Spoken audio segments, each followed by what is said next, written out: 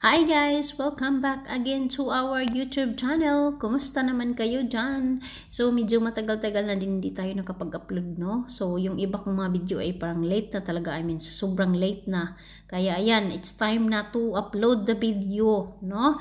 So, anyway guys, so today is Sunday. So, wala kami masyadong ganap. Usually, yung ganap namin pag weekend, either maglakad-lakad kami sa mga kagubatan or either family bonding, which is sa bahay lang, maglinis ng bahay, yung ganun lang. So, hindi masyado uso dito yung mall, no? Kasi wala naman tayong pera guys, punta tayo sa mall. Anyway, yun nga. So, kung napapansin nyo dito, pag ganito na mga buwan, it's autumn na dito, matatanggal talaga yung mga dahon na. So, may mga araw na parang lahat yung mga dahon sa puno ay matanggal na. So, that day, or ngayong araw na to, kung napapansin nyo, yung mga puno dyan sa gilid ng bahay namin, wala na halos masyadong dahon kasi yun nga, nangalagas na, natanggal na. So, it's time for us to clean up kasi pag hinayaan namin siya dyan, maano siya yung parang malata gani, tapos lain kay tanawon, no?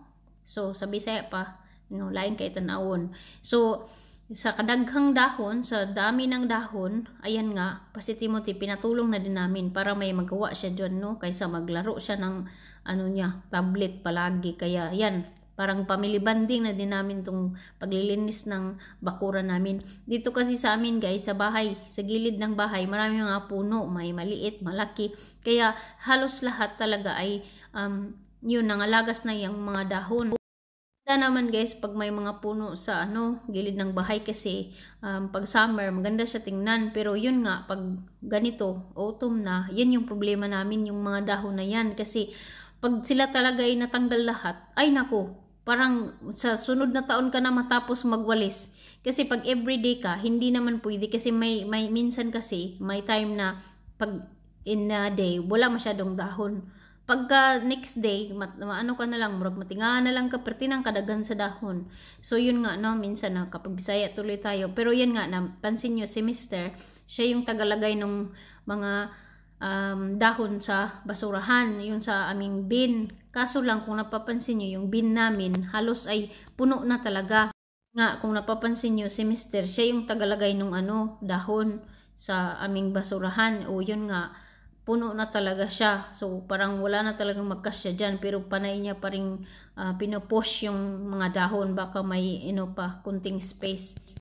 Ito naman kami sa likod ng bahay, may puno din. Kung napapansin niyo yung puno na yan, dyan minsan si Timothy umaakyat-akyat pag summer. Tapos ngayon, yun nga, wala nang dahon. At saka kung napapansin niyo, nangangalay na yung mga kamay ko dyan, kaka-brush nung kakatanggal ng mga dahon. So, hindi talaga to lahat ay matatanggal or maalis namin sa damuhan kasi wala na kaming space dun sa paglalagyan. Tsaka yung basura kasi dito kinukuha mga siguro once a week. So, kaya magantay na ulit kami ng susunod na linggo. So, ayan nga, napapansin nyo, marami pa rin sa gilid. Ito kasi sa harap, sa likod, saka sa gilid. So, ito yung sa gilid na sobrang dami talaga. Kung napapansin nyo, ayan na nga, kunti lang yung parang natanggal. I think marami-rami din yung natanggal talaga na dahon. So, ayan na nga. Sarili ko, kailan ba ito matapos? Sabi ko kay Mr., sakto na siguro to, kasi wala na tayong space dyan. Pero sabi niya, sige, kuhanin mo lang yung sa makakaya mo. Para kahit papano, hindi siya talaga lahat ay malata dyan. So, kahit papano ay maialis din namin yung iba talaga kasi may mga na dyan may mga tanim na bulbs, yung para sa spring na flowers. So, kailangan namin matanggal yung mga dahon na yan para kahit papano tutubo yung mga bulbs. Yun nga dito, napapansin nyo, wala na. Puno na talaga yung aming basurahan. Ayan si Mr. Panay pa rin lagay ng mga dahon.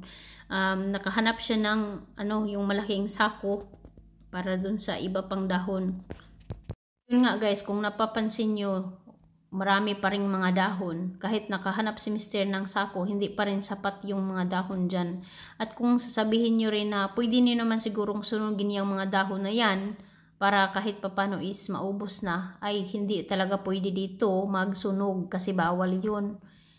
So, meron talagang saktong lugar para sa mga basura na ganito. So, hindi kagaya sa atin sa probinsya sa Pilipinas na pwede tayong magsunog. Pero kahit na pinagbabawal na yung mga pagsusunog, diba? Kasi nakakasira yun.